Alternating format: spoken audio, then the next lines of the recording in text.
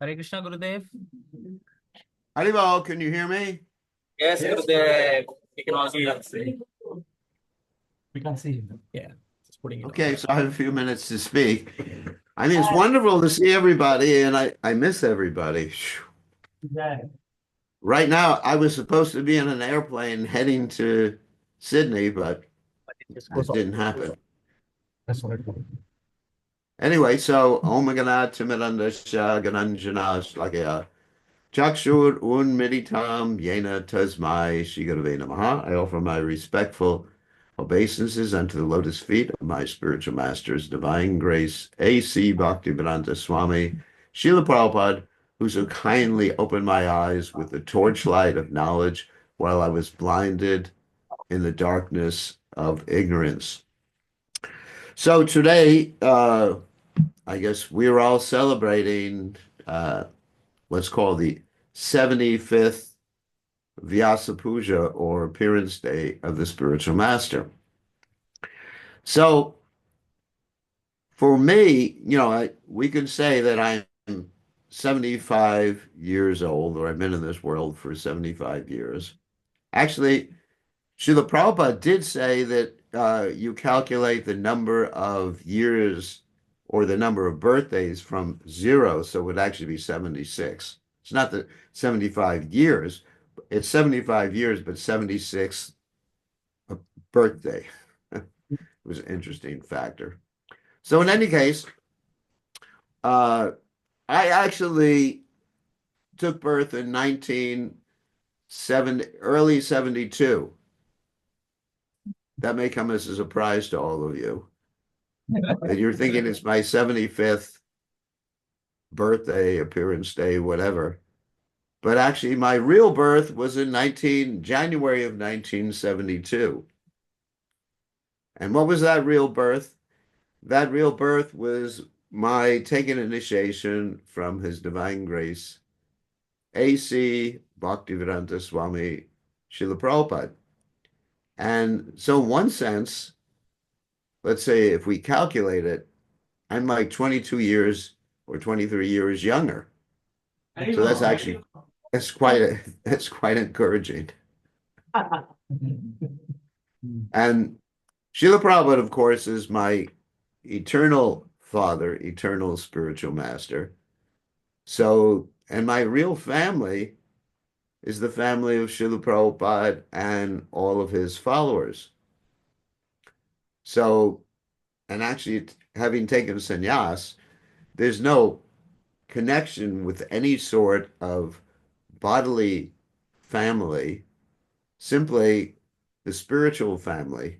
And this is an eternal spiritual family.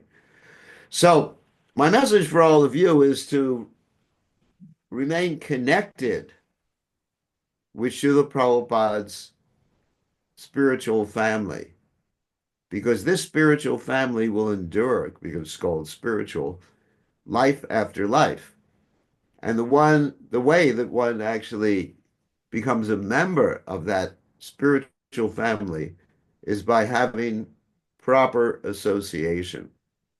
This morning I was listening to a class that Srila Prabhupada was giving about Narada Muni's past life. And as we know, Narada Muni, before he became the great Narada Muni, was the son of a Dasi. That means he was Dashi Putra. That means a lady who did not know who Narada Muni's father was. In other words, a lower class lady. So he was the son of a lower class lady, and he was engaged somehow or other by Krishna's mercy.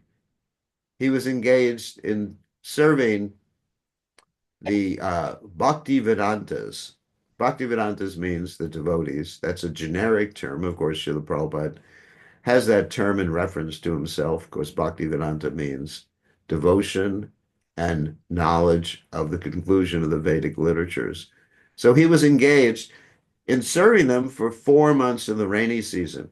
So during the Chaturmasya period, it used to rain, and of course nowadays it rains a lot too. Just like here in the United States, we've had a lot of rain. But But in any case, it used to rain so much the sages couldn't go anywhere. And the sages had as their responsibility to travel and enlighten other people, not simply rest and stay in one place. So during that period, the sages stayed in the location or close to where Narada Muni was in his previous life. And he got a chance to serve them and associate with them, and also got a chance to take their remnants. It's described one time he took their remnants by their permission or with their permission. And then he also took initiation from them, even though he was like 5 or 6 years old at that particular time.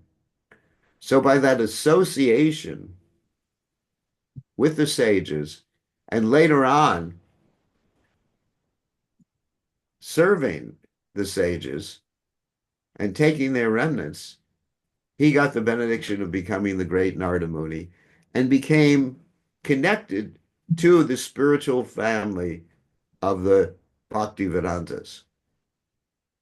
So Prabhupada mentioned this morning in his message that if we want to remain connected to the spiritual family of Bhaktivedanta, not that we should simply rest like the sages would rest during the 4 months of the rainy season, but we should carry on this mission like the sages did when it wasn't the 4 months of the rainy season. We should carry on Lord Chaitanya's mission and try to save the fallen conditioned souls, utilizing whatever means are at our disposal. This is very important. Prabhupada also said this morning, I was just reflecting on Prabhupada's lecture, that in this age of Kali, there is no scarcity of fallen souls. I mean, you don't have to look very far to find them. They're all over the place. And hopefully, you're all not fallen souls. I'm praying that you all remain fixed in Krishna consciousness at Srila Prabhupada's lotus feet. So our business is somehow or other become or be enthusiastic about serving Srila Prabhupada's mission and saving people from this fallen condition. And as Krishna says in the Gita, we know in the 18th chapter, no one is more dear to him than the person who presents this Krishna consciousness or presents Bhagavad Gita or the philosophy of Bhagavad Gita to others. And Krishna says there will never be one more dear to Krishna than that particular person. So anyway, so on this 75th day, or 75th, or anyway, subtract 22. On this particular day, we are just praying that you all remain fixed in Srila Prabhupada's family, Srila Prabhupada's mission, and dedicate yourself. And I am praying that I get a chance to visit you soon, because I'm missing everybody and I'm lamenting that I did not get on the airplane yesterday, but I was unable to because Krishna, as you see this little thing on my head. So Krishna stopped me. So that was Krishna's desire. So we have to go along with Krishna's desire. So does anyone have any questions?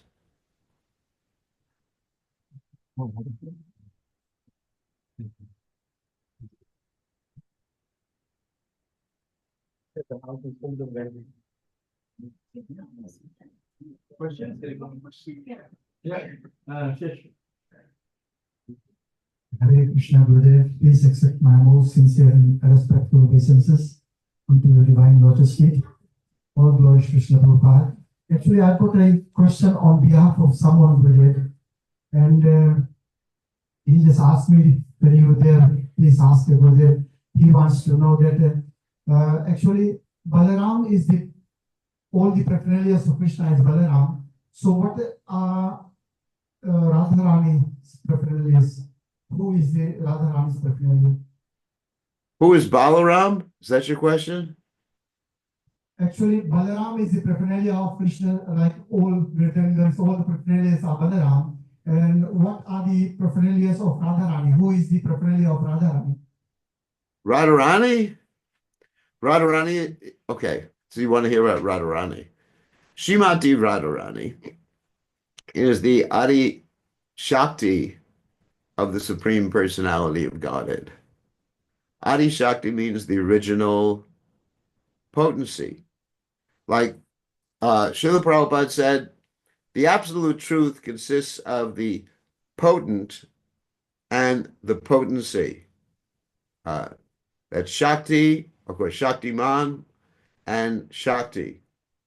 So without one without the other doesn't make sense. Srila Prabhupada made that point in his books. So Srimati Radharani is Krishna's original potency. From her, all the other Shaktis expand. From Srimati Radharani comes the other gopis, specifically Lita Vishaka, the Astasakis, and from the gopis expand the wives of Krishna in Dwarka, headed up by Rukmini and then Satyabhama. And from the wives of Krishna in Dwarka, we find the Lakshmis expand, or Lakshmi, actually, there's an original Lakshmi, the Adi Lakshmi, expands, who is the consort of Sri Narayan. And then from the Lakshmis, we find in this material world, the Durga expands. So Durga is also the potency of the Supreme Personality of Godhead. So you have all these different expansions that are termed Shakti Tattva. Balaram is not Shakti Tattva. Balaram is basically Advaita Chuta Anadir Anantarupa Madhyam Purana Purisham Navayovanam Cha Vedeshu Durlabham Adurlabham Atma Bhakto Govindam Adipurisham Tamaham Bhajami. Balaram is exactly the same ontologically. I know that's a big word. That means his identity is the same as Krishna. However, he exhibits a different manifestation of Krishna's personality. The original Supreme Personality of God, the full manifestation of the absolute truth, is Krishna. Ete Changsa Kalak Pumsa. Krishna's to Bhagavan Swayam. And then from Krishna expands Balaram. And Balaram is actually the original guru. Naimatma Bala Hinena Labdwa. Without the mercy of Balaram, no one could make any spiritual advancement. Of course, Balaram also appears as Lord Nityananda, Balaram Hoyle Nitai. So that's the difference between Balaram and Radharani. They're completely different ontological category. Balaram is God, and actually from Balaram expands Pradyumna and Aniruddha. That's the first what's called Chatur Vyuha expansion of the Lord. That's Vasudeva, Sankarshan, Pradyumna, and Aniruddha. And then you have an expansion of expansion, and then you have Mahavishnu, and of course, accompanying Mahavishnu is Mahalakshmi. I hope that explains it. And the spiritual master is considered to be the representative both of Balaram, the original spiritual master, and of Srimati Radharani's compassion or mercy. Okay? I'm going to have to go now to the rest of the morning program, but it's really good to see everybody. I mean, I feel relieved seeing everybody there. Thank you for showing me.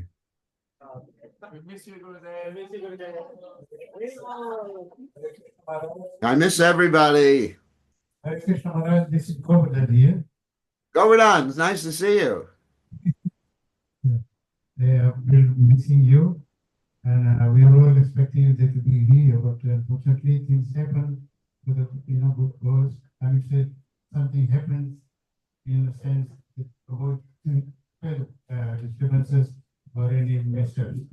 So I think it's a blessing in disguise that you have this thing on your head rather than you come over with something else. So Krishna protects you, and that is why you're still in America. So hope to see you again in near future, and hope you're healthy and long life. And we are celebrating your this 75th Vyasa Puja, and rest of your disciples and the rest of the devotees are here really celebrating. Thank you very much for your audience, and we hope to see you soon and get well soon. Hare Krishna Maharaj. Hare Krishna. Thank you. And you look very healthy yourself, Govardhan.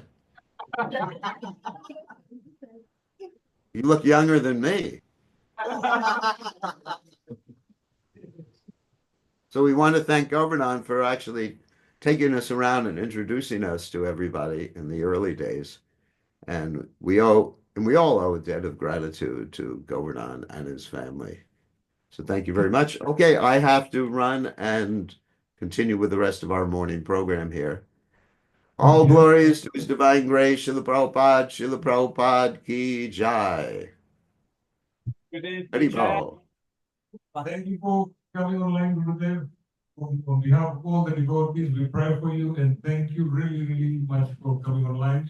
We've got Gokul Nanda watching us. Oh, up there. So we've got his blessing. He's looking out for you. So Oh, okay. Thank you. we have him here. I hope to see you soon, Gurudev, and thank you so much for Thank you. Have a nice time and take plenty of prasadam and enjoy. All right. Haribol, all glories to Srila Prabhupada. Jai. Jai Shri Guruji. Jai. Hey,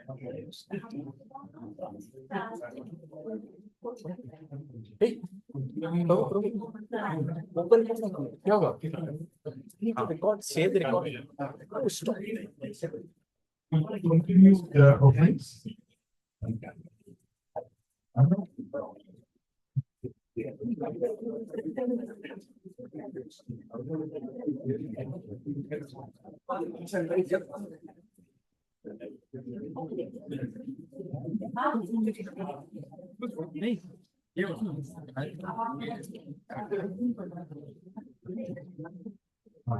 We'll continue with the offerings. They will do the offering to Gurudev. While we do the sorry, continue with the offerings. Then we'll have Pushpanjali and Arti. Hare Krishna, Gurudev. So just I'll keep it short, but one thing I really like about you is your dedication. A quick example is this morning I heard my parents on the call with you, and I remember you told them that you couldn't come, but you were still willing to come to Sydney in November. And I just really thankful of that about you, that like you're always dedicated and willing to come